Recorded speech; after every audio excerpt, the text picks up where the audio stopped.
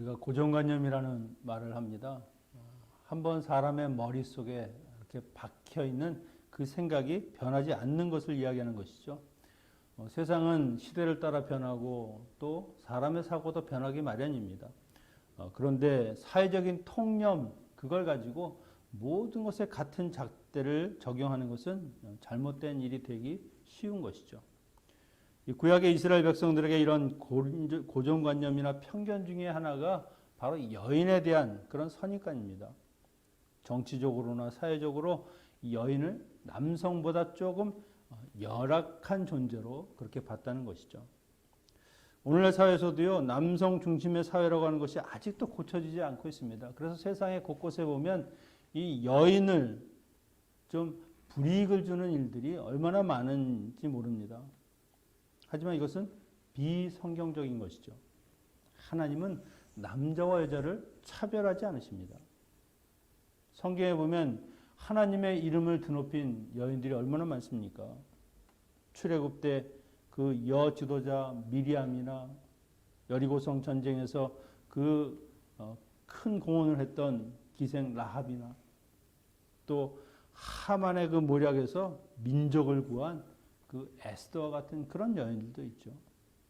아마 그 중에서도 오늘 여기 소개하고 있는 그 드보라라고 하는 여사사는요, 아마 가장 뛰어난 지도자일 겁니다. 이스라엘 민족을 이방 나라의 손에서 구한 것뿐만이 아니라 이스라엘 전체를 이끌었던 그런 여인이기 때문에 아주 이런 면에서는 독특한 인물이고요. 또 사사들 중에서도 유일한 또 여성입니다. 아마 이스라엘 전체에서도 그 민족을 이끌었던 그런 지도자의 역할은 아마 드보라밖에 없을 겁니다. 남성 중심의 사회, 그리고 영적인 암흑기인 그 사사시대에 모든 남성을 대표하는 그런 여사사가 되었다. 이건 고정관념을 깨트리는 것이죠. 하나님이 사람을 쓰실 때 사람을 차별하거나 그 인종 또한 성별, 외모 이런 것으로 구분하지 않는다는 것을 보여주는 것이죠. 과연 하나님께서 그 많은 사람들 중에서 왜 여사사인 이 드보라를 세우셨는가? 그리고 그 여인을 통해서 어떤 일을 하셨는가 하는 것을 우리가 살펴보고자 합니다. 1절에 보니까 에훗이 죽으니 이스라엘 자손이 또 여호와의 목전에 악을 행하매 이스라엘이 또 악을 행했다. 그 이유는 에훗이 죽었기 때문이라고 이야기합니다. 왼손잡이의 그 한계를 넘어서 에글론 그를 하나님 앞에 바쳤던 그 에훗, 그로 인해서 80년의 안식이 찾아왔습니다. 그런데 이스라엘 백성들은 그 에훗이라고 하는 지도자가 죽으니까 하나님을 떠나고 우상 숭배하는 일을 다시 시작했다는 것이죠. 사실 이스라엘의 지도자, 이스라엘의 왕은 하나님이십니다. 에훗이 아니죠.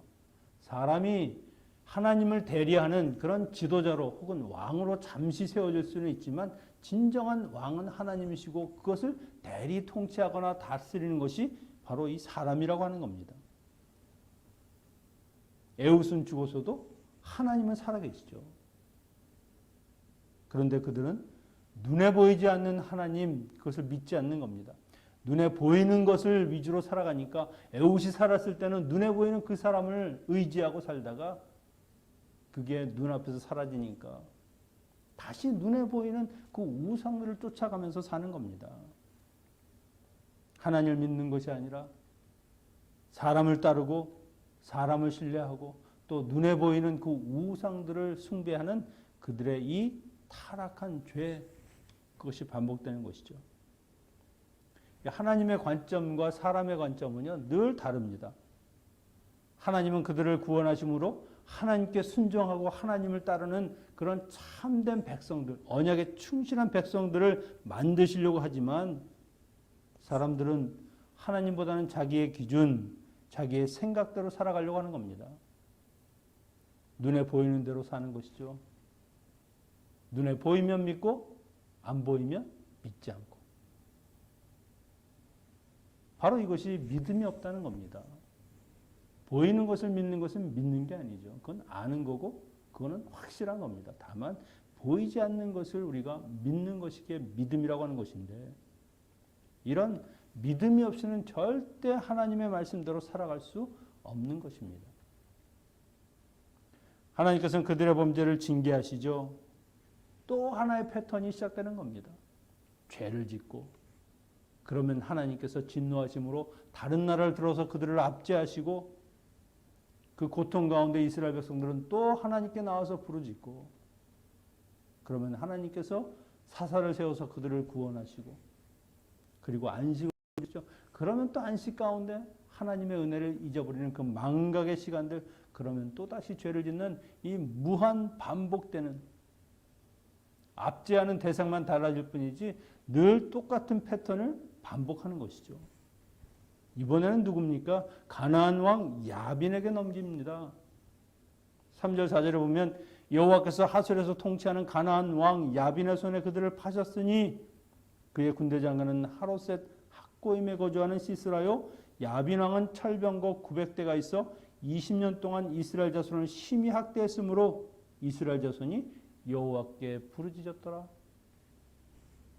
하나님은 그들을 가나안 왕 야빈에게 파셨다라고 표현합니다. 소유권을 넘겨주었다. 그들이 마음대로 하도록 하나님께서 그들을 아예 이 야빈에게 맡겼다는 겁니다. 물론 그렇다고 영원히 넘겨주는 것은 아닙니다. 한시적인 것이죠. 하나님의 소유, 하나님의 백성은 영원히 하나님의 것입니다. 누군가의 것이 될 수 없는 것이죠.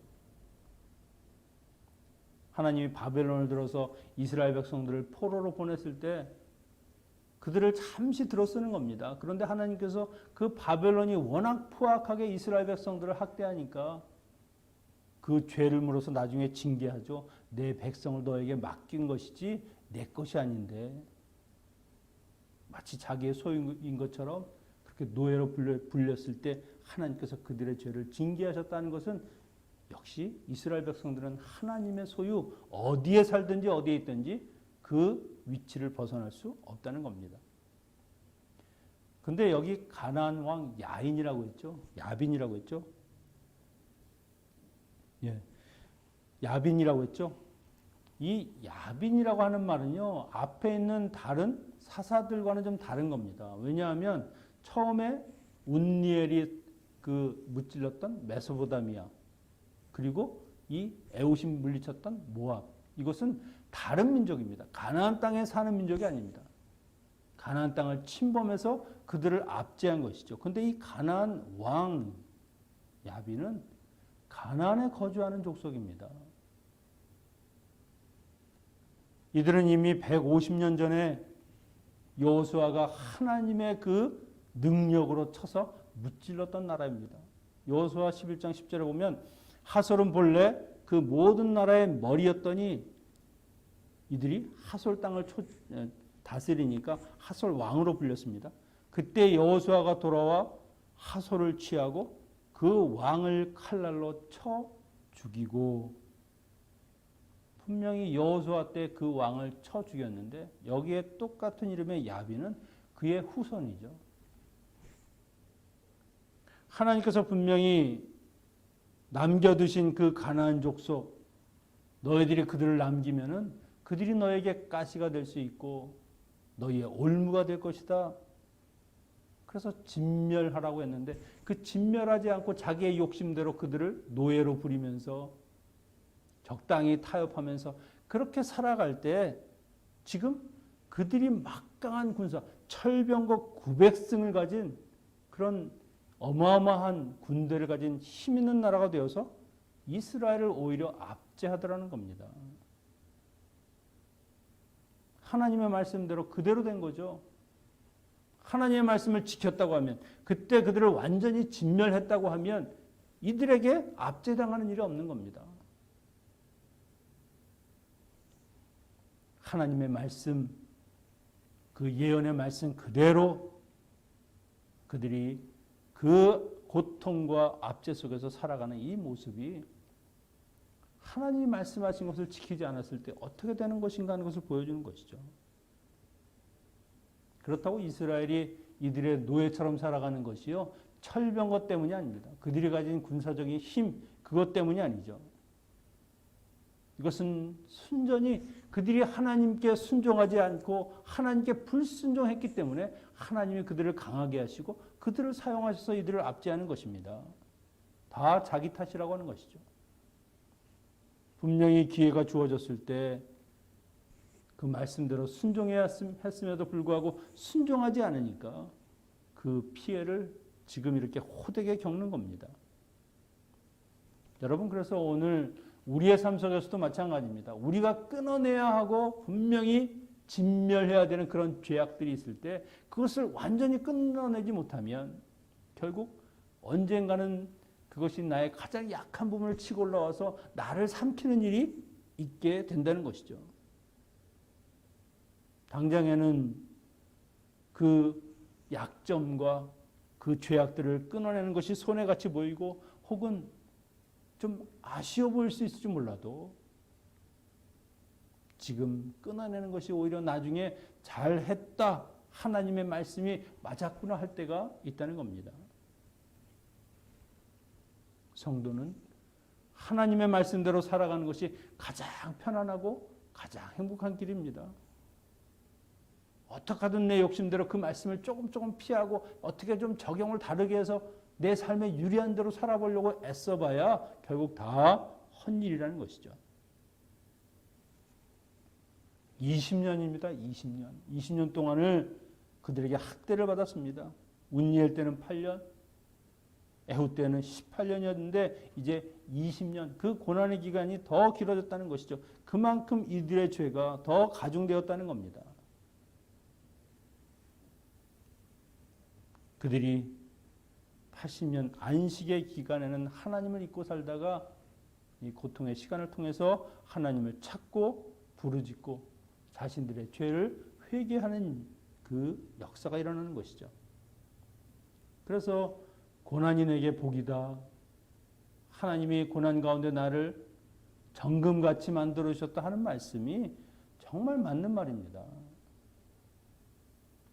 이런 고난이 아니면 하나님을 찾지 않는 것이 우리들의 삶입니다. 모든 것이 편안하고 안전하고 아무 걱정과 염려가 없으면 아마 제가 보기에는 지금 하나님을 믿는다고 하는 사람들의 반 이상은 다 떨어져 나갈 겁니다. 필요성을 못 느끼니까. 그러니까 하나님께서 우리 인간의 수준을 아니까 때로는 고통도 허용하시고 때로는 채찍질도 허용하시면서 우리를 하나님의 자녀로 그렇게 만들어 가시는 겁니다.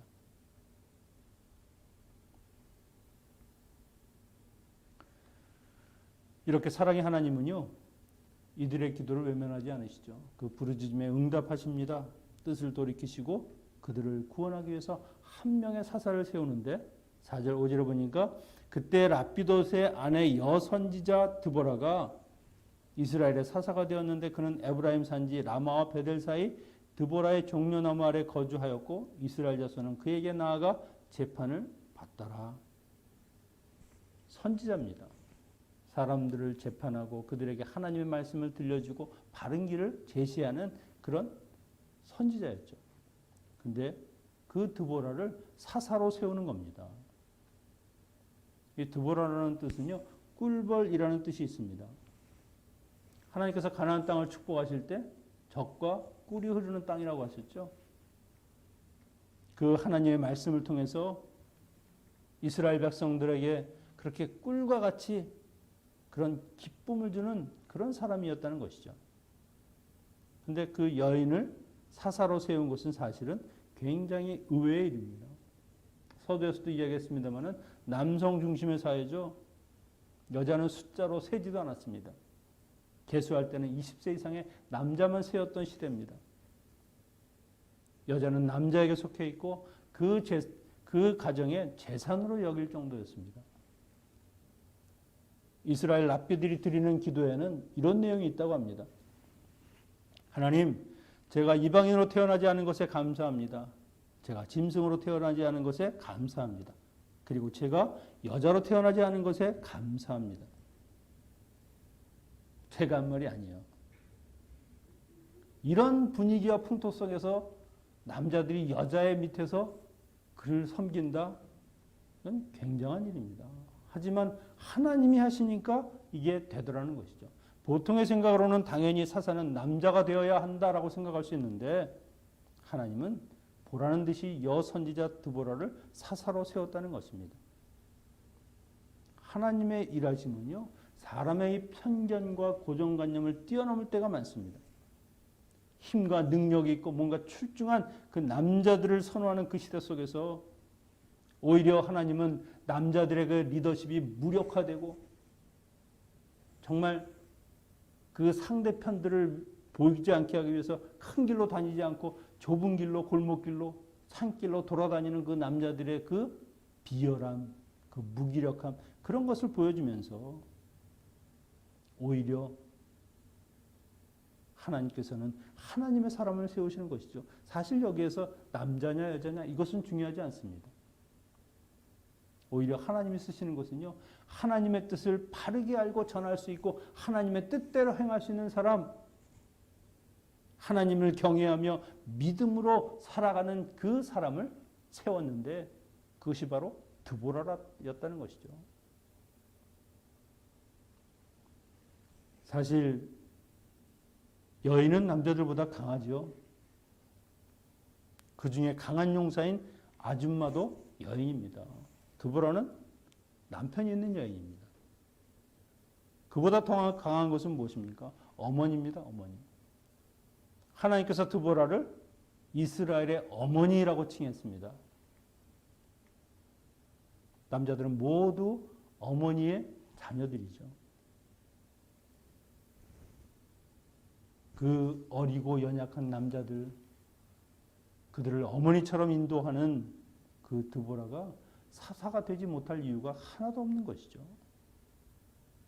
오히려 사사들 중에서 쭉 보면 운니엘, 그 외 사람들 중에서 드보라가 오히려 가장 믿음도 있고 리더십도 있고 하나님의 말씀에 순종하는 굉장히 본이 되는 그런 사사였다는 것입니다. 사람들의 재판을 감당할 정도면은요, 이건 하나님의 뜻을 묻고 하나님의 말씀을 들을 수 있는 그런 귀가 있어야 되는 것입니다. 얼마나 이 드보라가 하나님과 가까운 삶을 살았는가 그것을 보여주는 것이죠. 하나님은 드보라를 통해서 너희의 구원은 남자 그리고 힘 있는 사람 그런 것에 속해 있는 것이 아니라 오히려 하나님의 능력과 권능에 달려있는 것이고 그리고 하나님께 믿음으로 순종하는 사람들을 통해서 일하신다 하는 것을 보여주시는 것입니다. 그리고 하나님께서는 그녀의 명령을 따라 함께 일할 수 있는 사람으로 바락을 부릅니다. 바락.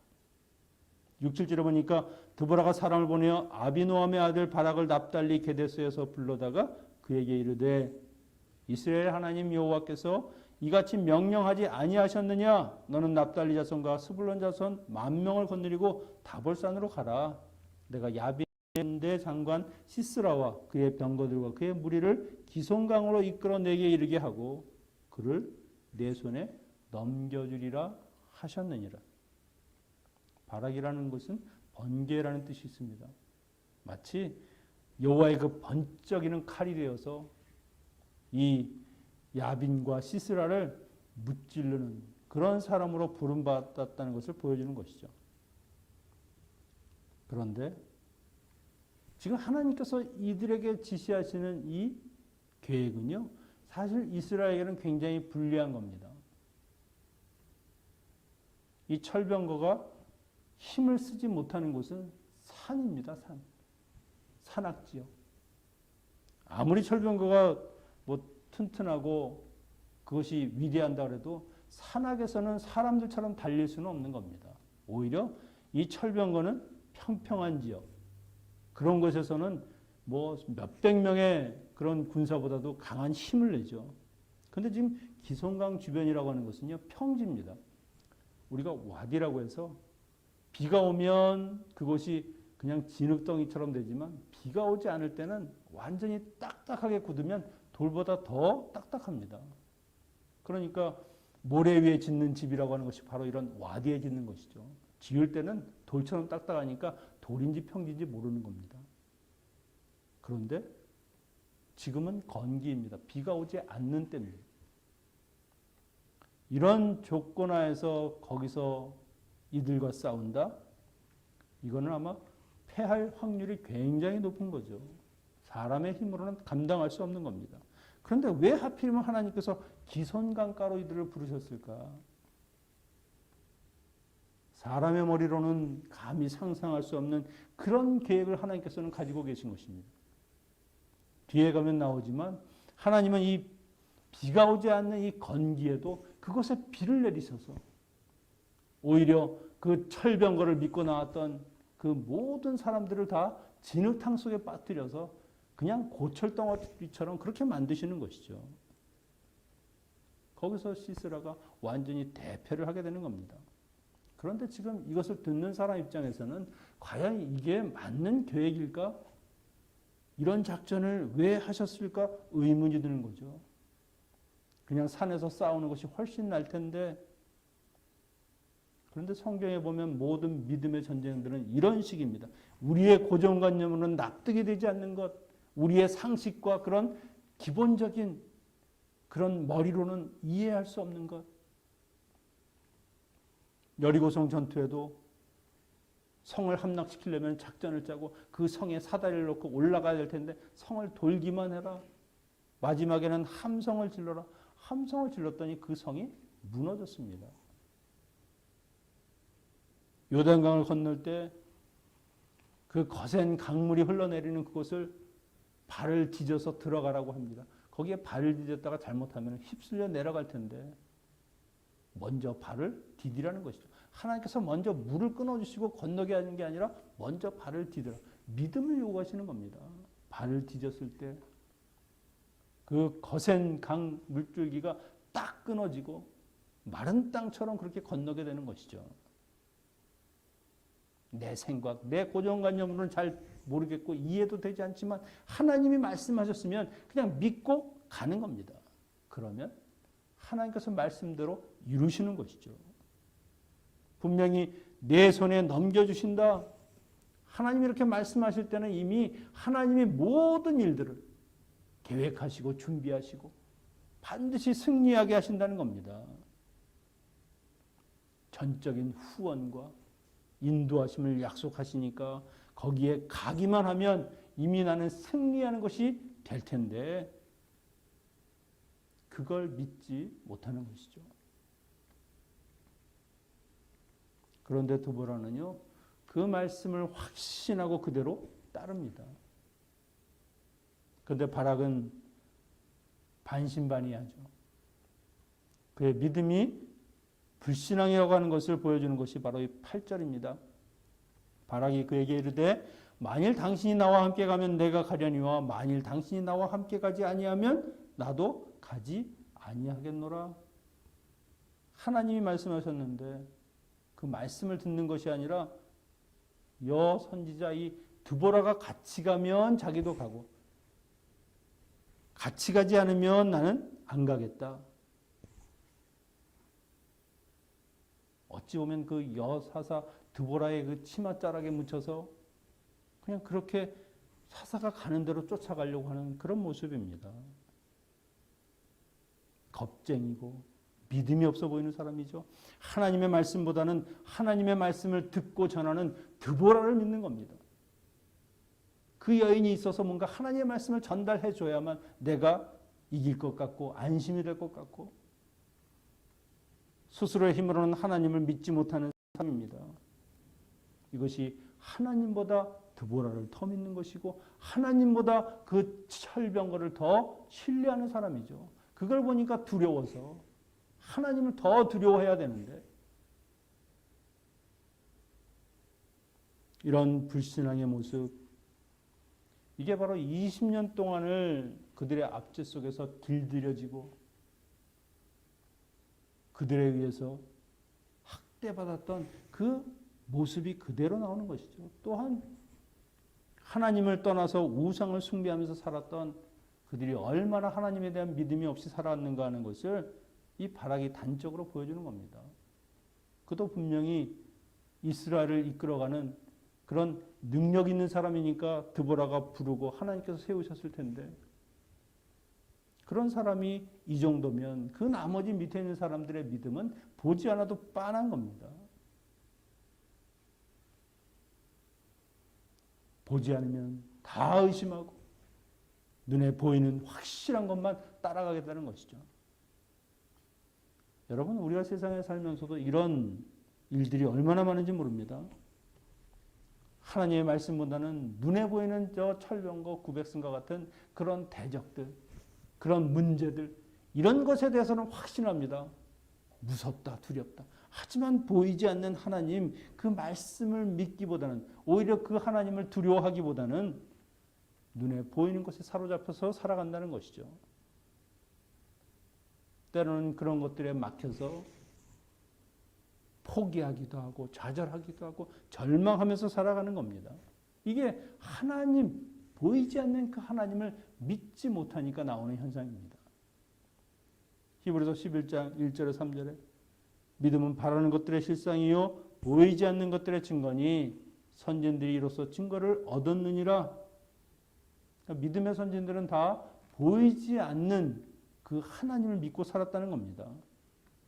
믿음으로 모든 세계가 하나님의 말씀으로 지어진 것을 우리가 아나니 보이는 것은 나타난 것으로 말미암아 된 것이 아니니라. 세상에 보이는 것이 다가 아닙니다. 보이지 않으면서 더 확실한 것들이 있죠. 여러분, 우리가 공기가 안 보인다고 아침에 일어날 때 불안해하면서 오늘은 내가 호흡을 못하는 게 아닐까? 그렇게 생각하는 사람이 어디 있습니까? 다 그거는 당연히 있는 줄 압니다. 그런데 왜 우리의 삶에서 역사하시고 이 세상을 창조하신 그 창조주 하나님에 대해서는 보이지 않는다고 해서 의심하고 원망하고, 드보라가 어떻게 보이지 않는 이 하나님의 말씀을 신실하게 믿을 수 있었을까? 그 이유는 하나입니다. 항상 하나님과 함께하는 겁니다. 하나님을 통해서 말씀하시고 하나님이 자기에게 들려주는 그 말씀을 늘 들으면서 하나님이 누구신지, 얼마나 정확하시고 얼마나 완전한 분이신가 하는 것을 그 여인은 알았다는 것이죠. 그에 반해서 바락은요, 하나님을 잘 알지 못했다는 겁니다. 누군가를 통해서 듣기는 했고 머리로는 알겠는데 문제가 생기면 그 하나님이 믿어지지 않는 겁니다. 불신하는 것이죠. 믿음은 어느 날 갑자기 생겨나는 것이 아닙니다. 물론 하나님께서 그렇게 성령을 통해서 주실 때도 있죠. 하지만 분명한 것은 하나님과의 관계 속에서 차근차근 마치 그 식물이 심어져서 뿌리를 내리고 자라나듯이 그렇게 자라나는 겁니다. 날마다 주님과의 만남과 교제 속에서 하나님을 알게 되고 그 관계가 점점점 두터워지면서 우리의 믿음이 더욱 굳세지는 것이죠. 그런 관계가 전혀 없는데 어떻게 사람을 믿을 수 있습니까? 여러분, 어느 날 여러분에게 어떤 사람이 와서 날 좀 믿어주십시오 하고 여러 가지 요구를 여러분에게 요청하면 그 사람 믿을 수 있습니까? 못 믿죠. 관계가 없으니까. 하지만 오래도록 사귄 사람들, 친구들, 친지들, 그분들은 얼마든지 믿을 수 있지 않습니까? 그것은 그만한 사이에 관계가 있고 그만한 시간들이 지속됐기 때문에 가능한 겁니다. 하나님과 관계가 없으면 우리의 믿음이 자랄 수가 없다는 겁니다. 바락의 말이 이 불신앙이라고 하는 증거를 드보라가 이렇게 이야기합니다. 9절에 보니까 이르되 내가 반드시 너와 함께 가리라. 그러나 내가 이번에 가는 길에서는 영광을 얻지 못하리니 이는 여호와께서 시스라를 여인의 손에 파실 것임이니라 하고 드보라가 일어나 바락과 함께 게데스로 가니라. 이스라엘의 어머니라고 하는 것을 우리가 볼 수 있지 않습니까? 바락이 그렇게 이야기하는데 너는 왜 이렇게 믿음이 없냐? 말씀대로 가라 이렇지 않고요. 그래, 내가 함께 가주겠다. 어디든지 너와 함께 하겠다. 얼마나 바락에 비해서 담대한 여인입니까?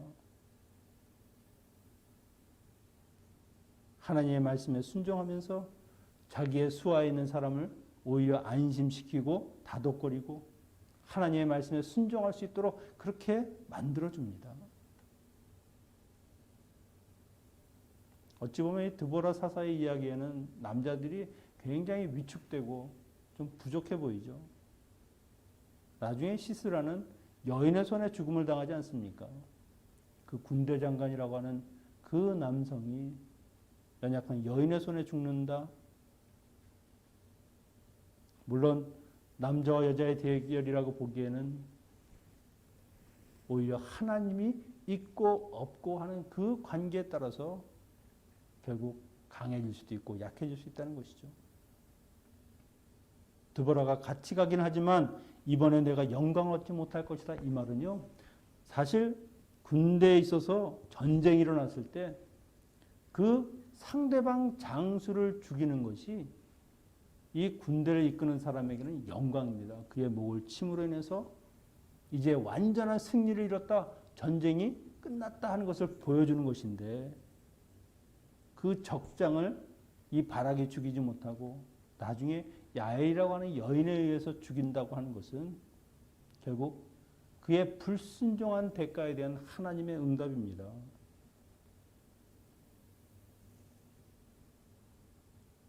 여러분, 하나님이 원하시는 것은요, 완전한 순종입니다. 완전한 100%. 하나님의 말씀이 아닌 다른 누군가를 의지하는 것, 사람을 의지하는 것, 그것은 반쪽짜리 순종이라고 하는 것이죠. 결국 불순종입니다. 에훗이 살았을 때는 하나님을 섬기는 것처럼 하다가 에훗이 죽으니까 다시 우상 숭배를 했던 이스라엘 백성이나 드보라가 있을 때는 내가 하나님의 말씀대로 정말 전쟁에 나가서 싸울 수 있지만 드보라 당신이 없으면 나는 이 전쟁에 나갈 수 없다라고 외치는 이 바락이나 결국 불순종한 삶을 산다는 겁니다. 우리가 믿고 순종해야 되는 것 사람이 아닙니다. 바로 하나님이시라는 것이죠. 말씀을 정리합니다. 하나님의 일에는요, 사람의 조건은 중요하지 않죠. 남자든 여자든 하나님은 차별하지 않으십니다. 하나님은 드보라 같은 여성을 통해서도 이스라엘 민족을 구원하시고요. 당신이 원하시고 계획하신 그 뜻과 섭리를 그 여인을 통해서 이루어주시는 것이죠. 하나님이 인간의 조건을 따지진 않지만 그러나 반드시 하나님의 일을 행하기 위해서 필요한 것은 믿음이라고 하는 겁니다. 이 믿음이 없으면 하나님의 말씀에 순종할 수가 없으니까 하나님이 쓰시고자 해도 결국 쓸 수가 없는 것이죠. 보이는 것만 믿고 보이지 않는 것은 다 의심하는 그런 불신앙의 모습으로는요, 우리가 하나님의 뜻대로 살아갈 수가 없는 겁니다. 여기 드보라처럼 정말 하나님의 말씀을 늘 순종하면서 하나님과 늘 관계를 맺으면서 온전히 하나님의 말씀하시면 그대로 따르는 이런 믿음의 여인처럼 날마다 우리의 삶에서요, 하나님과 이 돈독한 관계를 맺고 하나님과의 사귐 속에서 믿음을 더욱더 굳세게 세워가면서 온전히 믿음으로 담대하게 세상을 살아가는 우리 모두가 되시기를 축원합니다. 기도하겠습니다. 전능하신 아버지 하나님, 하나님보다는 눈에 보기 좋은 것들을 쫓아가는 이런 반복된 죄에도 불구하고 우리를 사랑하시고 하나님의 자녀 삼아 주시니 감사합니다. 우리의 삶이 오직 하나님을 믿고 따라가면서 언제나 우리를 사랑하시는 하나님만 바라볼 수 있는 흔들림 없는 그런 믿음으로 살아가는 자녀들이 되게 하여 주시옵소서. 세상 가운데서 이 믿음이 흔들릴 때에도 주님이 굳게 붙들어 주시고 오직 하나님만을 신뢰하며 살아갈 수 있는 복의 자녀들이 되게 하여 주시옵소서. 예수님의 이름으로 기도하옵나이다.